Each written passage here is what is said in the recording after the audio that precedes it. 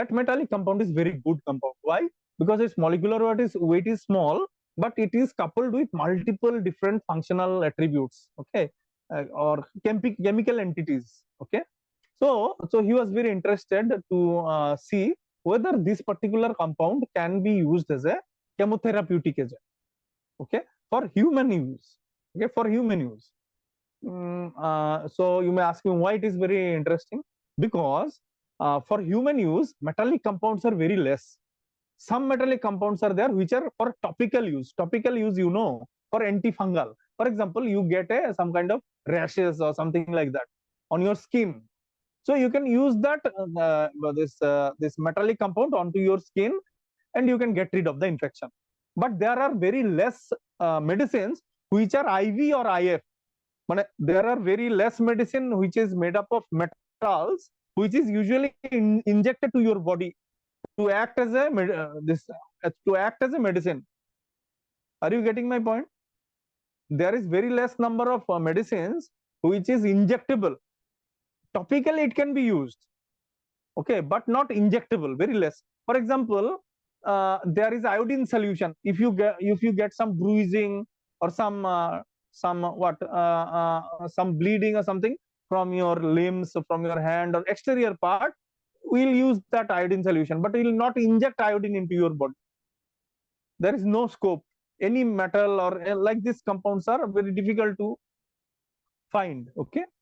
So he was very interested, because if you can figure out that thing, no, how to use metal compounds as chemotherapeutic agent, not this vitamins or not supplements. Then you can ask me, sir, we take calciums every day. Calcium is a metal. No, that is a different story. But we do not inject calcium to act as a chemotherapeutic agent against cancer or something. Are you getting? So therefore, this study was impactful. Okay. Now, how the person will understand whether this particular compound can be useful? The first and foremost condition, it should be protein binding entity. It must bound with a protein and make very stable complexes. Then only you can think that, okay, I can use this thing as a, what do you call, as a medicine. If it do not bind with any protein, no, inside human body, so what would happen? It will go and settle down in some fibrous tissue, vascular tissue like kidney, lungs, and all those spaces, and it will do a heavy metal toxicity kind of thing. It will damage your kidney, your liver, things like that. Now, if it is, now why it cannot do, if it is protein binding, then it will get rid of your urine. If it is not able to do anything, it will not harm you. It will get rid of your body through your urine or some other this thing, waste this pathway.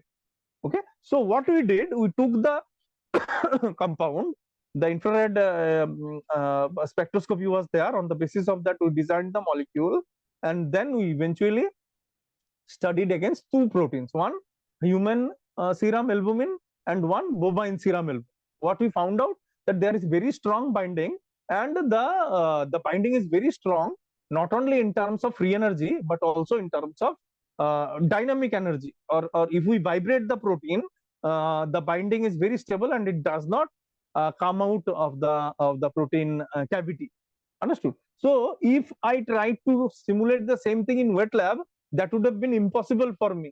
I have no collaborator, nobody who can do the whole study in vitro or in vivo. This is very difficult for me. So I instantly went to my cup of tea, that is simulations, and eventually I got exceptional, very good result, which is near precise. And I convinced the reviewer that, okay, this could be published and this could be value, and therefore it got published last year. Last year means this year itself. So this is how you can generate very good, what you call, intellectual property by using smartly using your in silico tools for your biomedical research. Now coming back to Shagnik, now what you do is you start the second this thing, second what do you call, link. Now madam Shagnik will present.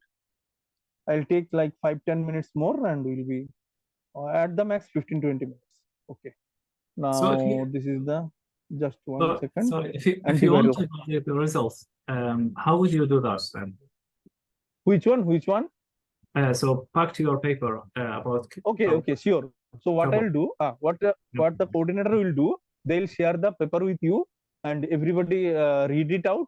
And after reading it, then you come back again tomorrow. Okay. Perfect. So we'll go to this thing now. In the meantime, in your homework, I'll put that thing in your this thing so that you can go through the paper and then come back again to me. We'll discuss, no problem in that. So now this is antiviral compound prediction. As I have said previously, we were studying about the immune response to vaccine. Now we are trying to understand how to identify an antiviral agent. Okay, very important. Okay. Now what you'll do?